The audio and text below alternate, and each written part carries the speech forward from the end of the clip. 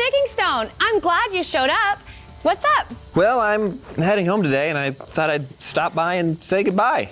Oh, you're leaving already? Yeah, well, I didn't find the treasure I was looking for, and quite frankly, I think you guys got some bad information about where the treasure might be, so, yeah. Can I ask you a question? Sure. Why are you guys so nice to me? I was mean when you guys first met me, and you were never mean to me back. That doesn't happen much with most treasure hunters I know. Well, we all know that God loves us. He loves you too. We treat our friends the way that God treats us. Because to God, you are priceless. You are a treasure. God chooses you. I don't think you got this right. I go looking for treasure. I'm not treasure. At least I don't feel like treasure. Well, that's okay. We don't always feel good, but God still loves us on our hard days, good days, every day. And you're saying God chooses me? Like he picked me? Yes, that's right. Well, that doesn't happen very much either. The whole reason I decided to become a treasure hunter is because in the 3rd grade I wasn't picked to play soccer at recess. So I went off to be by myself and found some loose change in the grass. You are valuable to God, and God chooses you every time. Well, I want to know more, and I want to choose God back. Yes, that's the most valuable thing that you could ever do. Hey, we're actually going to sing a song about how God sees us as priceless. Join us. Okay, I will. Welcome to our second last week at Treasured, where we are discovering that each one of us is priceless to God. We want you to stand up and sing loud to our theme song today.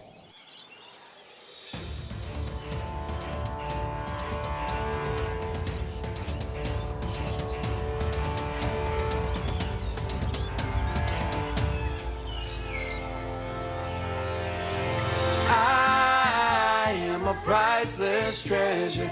God knows me, God hears me, God is my comfort. I am His, and there's nothing better. Forgiven and chosen forever. I am a treasure.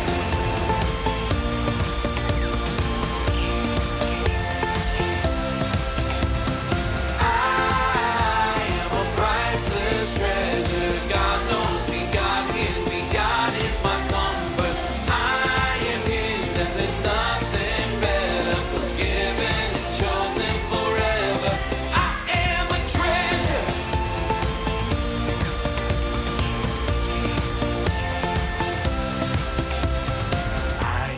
Child of God, I know that I am loved. He hears me when I pray. He always makes a way. I am His and He is mine. I am the prize He came to find. I am a priceless treasure. God knows me, God hears me, God is my comfort. I am His and there's nothing better. Forgiven and chosen forever. I am a treasure.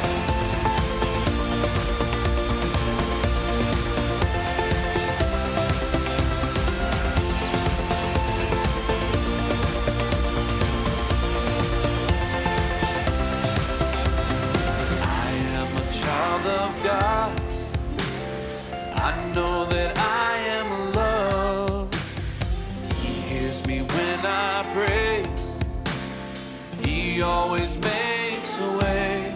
I am His and He is mine. And I am the prize He came to find.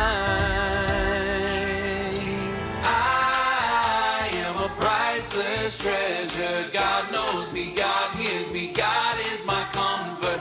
I am His and there's nothing better. Forgiven and chosen forever. I am a treasure. I am a priceless treasure. God knows me, God hears me, God is my comfort. I am His and there's nothing better. Forgiven and chosen forever. I am a treasure.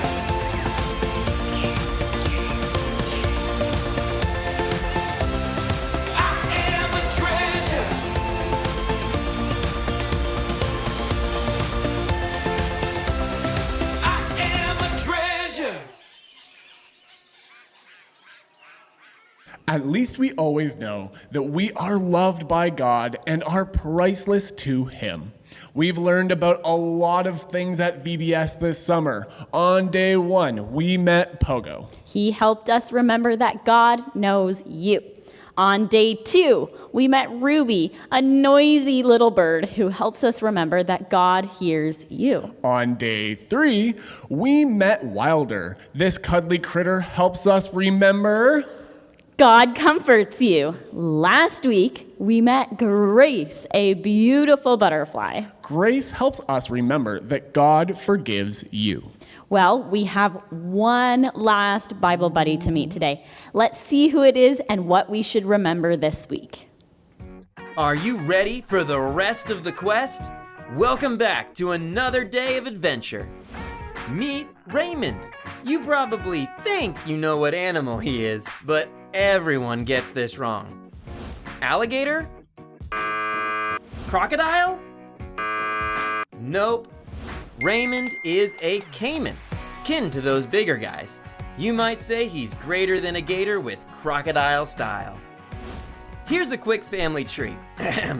Raymond's family is called crocodilians. In that family, there are alligators, crocodiles, and gharials.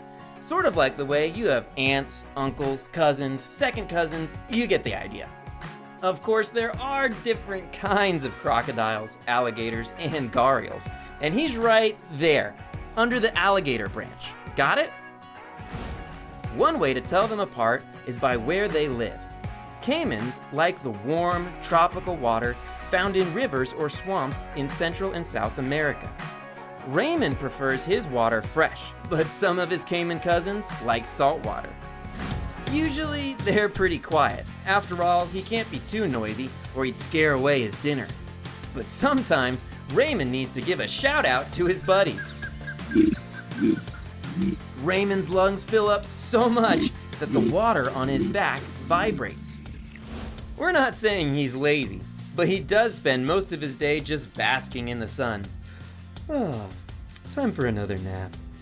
Out here, there aren't many animals that hunt caimans, so Raymond doesn't even have to keep an eye out to stay safe. Of course, it's always good to keep watch when these guys are sneaking around. Speaking of sneaking, Raymond can be pretty sneaky too. God put Raymond's eyes and nose on the top of his head. That way he can slowly swim through the water and sneak up on a snack. Yum! And when Raymond decides to take a bite, it's a big bite. God gave these reptiles plenty of sharp teeth and some of the strongest jaws on the planet. Grabbing lunch is a snap. Raymond needs all the tricks and help he can get to catch food. On land, his legs are pretty short. Let's just say he won't be winning any prizes for running. But water is another thing. Caimans have such strong tails that they don't even need to use their legs. Nothing like a nice, slow swim.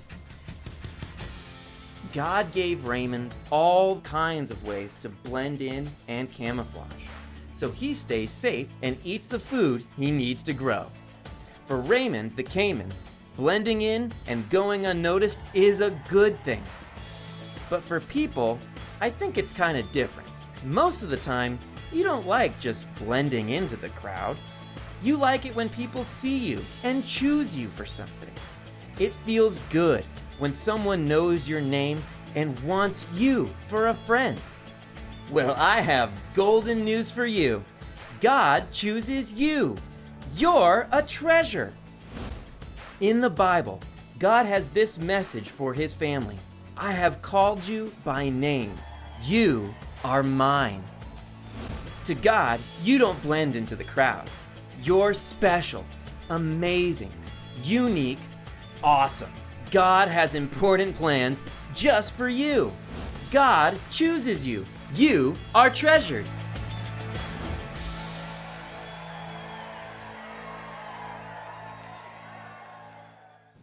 When you see Raymond the Caiman, you can remember that God chooses you. Our Bible verse today is from Isaiah 43, verse 1. It says, I have called you by name. You are mine. That is a great Bible verse to remind us that God chooses you.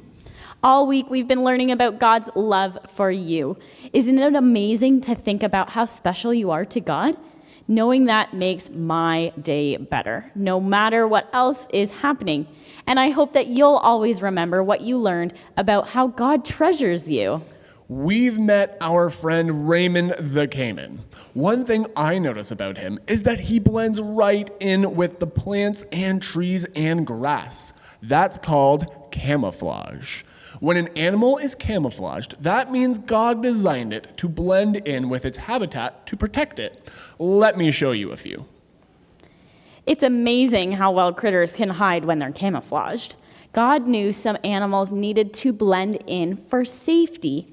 I don't know about you, but sometimes I feel like I just kind of blend into the background too, almost like nobody sees me. Have you ever felt like that? The good news is God always sees you and me. We don't blend into the background. God knows you. He knows every hair on your head, even on Tarzan's head. He has a special plan for you, and he loves you. God chooses you. Welcome back to Bible Adventures. Today, we're going to explore another totally true adventure straight from the Bible. Today's true story from the Bible has a pretty complicated plot, so we won't have time to go into all the details, but you can read the whole exciting adventure in your Bible at home later today. It's all in the book of Esther. As this book of the Bible opens, Esther is in an incredible position. Let me quickly give you a little background. The king of Persia had decided to find a new queen. He sent agents into every part of the kingdom to find young women and bring them to the palace. The women would get beauty treatments for a year, and then the king would choose a new queen. This is where Esther comes in. I know, this sounds kind of like a fairy tale, doesn't it? Cinderella or something like that, but it really happened. Hey, maybe that's where Disney got the idea. Anyway, a man named Mordecai lived right near the palace, and his cousin named Esther lived with his family. When her parents died, Mordecai had adopted Esther. All of them were Jews who had been forced out of Jerusalem. So Esther was taken to the king's palace with a bunch of other women. Each young woman got the beauty treatments for 12 months.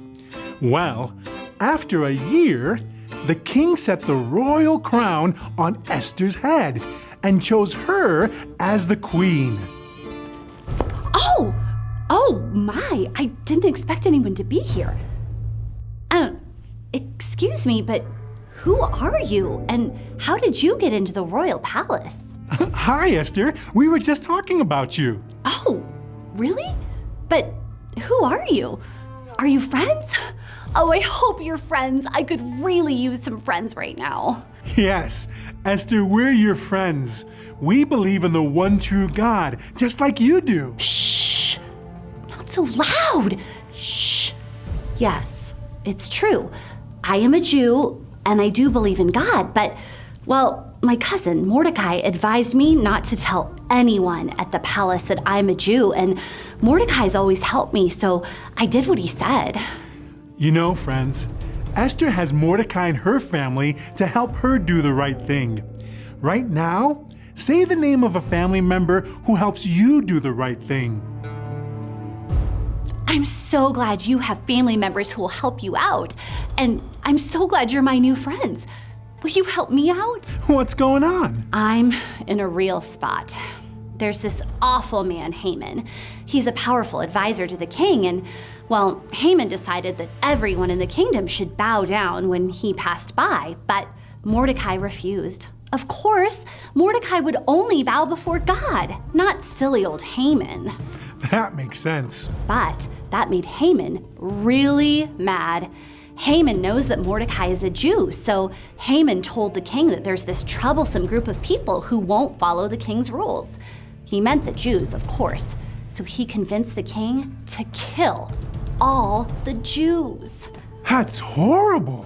I know, and now Mordecai says I need to go before the king and beg for my people's lives. But the king doesn't even know I'm a Jew. And what's worse, everyone knows that if I go before the king without being invited, well, I can't even say it. He could have me killed. Anyone who appears before the king without being invited is doomed to die, unless the king holds out his scepter. That's this big, shiny stick thing, and what are the chances of that? If I go before the king, I'm probably going to die. Esther, what are you going to do? Are you willing to die? Well, it's not on my list of favorite things to do today, but Mordecai sent me a message that's helping me. He said, don't think for a moment that because you're in the palace, you'll escape when all the other Jews are killed. Who knows if perhaps you were made queen for just such a time as this. Wow! It sounds like God chose you to be queen just for this reason. But what are you going to do? I asked Mordecai to tell all the Jews to fast for me, not to eat or drink for 3 days. My maids and I would do the same. We'd all turn to God and ask for his help. Then, after 3 days, I'd go before the king. Today is day 3.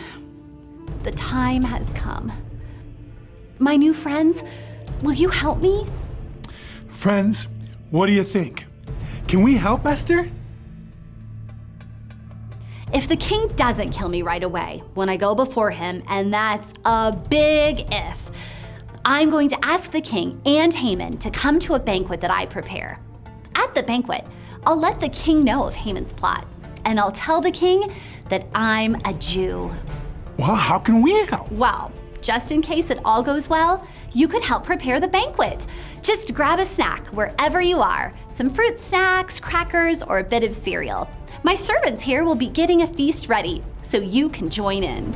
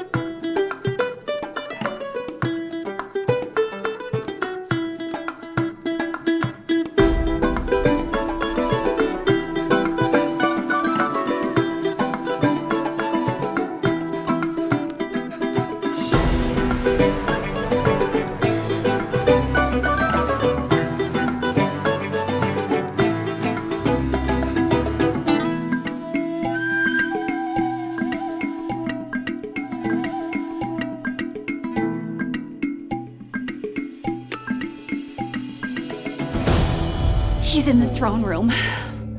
Oh no, what am I going to do? I can't do this. Why did God choose me for this? Okay, I'm going in now.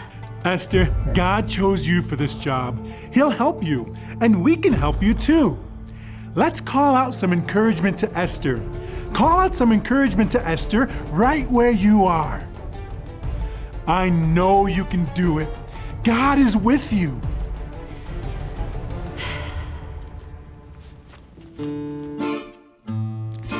I know something that's true for all of you. God has chosen you to be his friend. He said this through the prophet Isaiah. I have called you by name. You are mine. And later, God inspired the Apostle Paul to write, so now we can rejoice in our wonderful new relationship with God, because our Lord Jesus Christ had made us friends of God. Just like God chose Esther, God chooses you. You are treasured. My friends, thank you for helping me stand strong. The king didn't kill me. Well, I guess that's obvious, but look, I'm alive. Maybe God did choose me to be queen so I could help my people. God chose me, and I just know that God has chosen each of you for something amazing too. Anyway, I have to hurry now and dress for the banquet. Thank you again for being such treasured friends. That was so cool, getting to meet Esther, a queen. The Bible tells us the king was furious with Haman and got rid of him. Then he put Mordecai in charge of all Haman's property. But best of all, the Jews were saved. All because one young woman did what God had chosen her to do. I can't wait to see what God has in store for each of you, because you are treasured. Always remember that God chooses you. It's time for our fun fact. Did you know the largest species of caiman, the black caiman, grows to be around 15 feet long from the tip of the nose to the end of the tail? If you laid 2.5 Tarzans on the ground in a line, you'd be as long as one black caiman.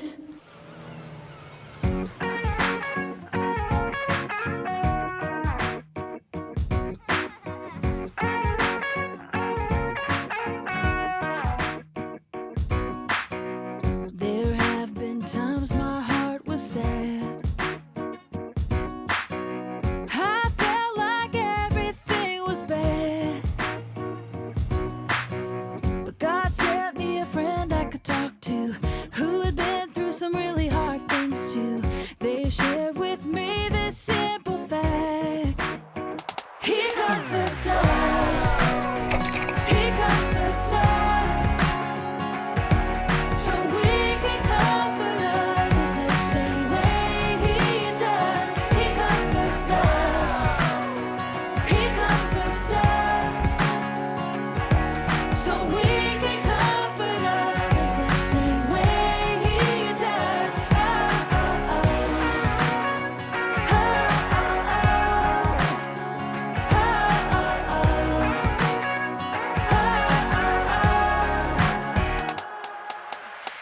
There have been times my heart was sad,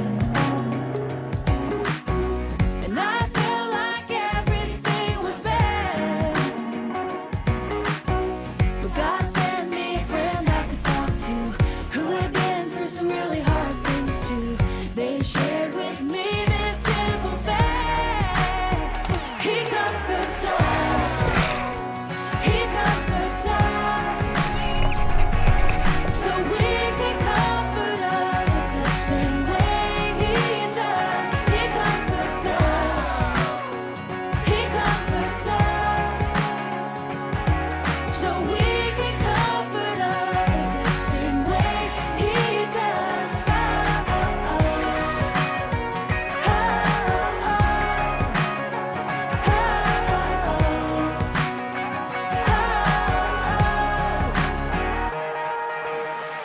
I know that He will. I know that He will. I know that He will comfort us so we can comfort. I know that He will. I know that He will. I know that He will comfort us. Oh, He comforts us. He comforts us.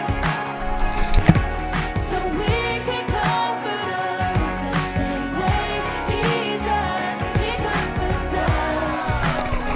He comforts us. So we can comfort others the same way He does. Oh, oh, oh.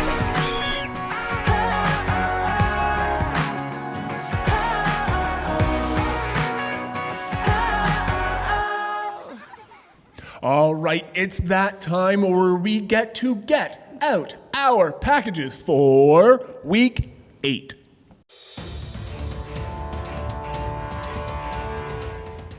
Okay, treasure hunters, it's time to get out week 8.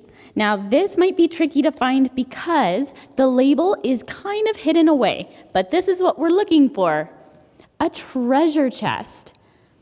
So if you look on the inside in the bottom, there is a label that says week 8. So I want you to make sure that this label is facing the right direction and hold the sides of your treasure chest with both your hands. Now, it will be a little bit wiggly like this, and that's okay. That is how we're going to build our treasure chest today. So we're going to pull those sides to make a square, and if you wiggle it back and forth a little bit, it just clicks in like that, and there we have it. Our treasure chest is just about finished. Now, if you would like to, you can put a piece of tape down in the bottom of the treasure chest to try and keep it a little more secure.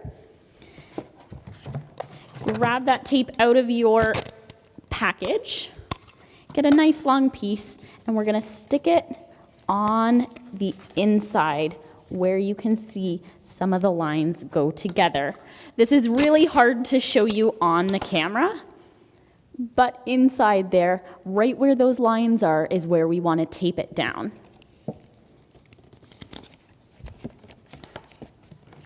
You may need to ask your older siblings or grown-ups for some help.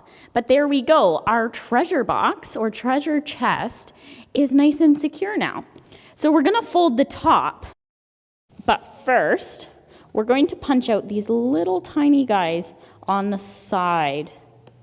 So that little piece that we just took out can go in the garbage.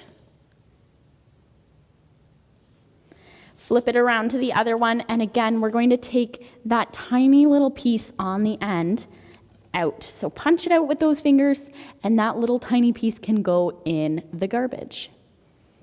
Now, we can fold in the tops of each side into that little hole.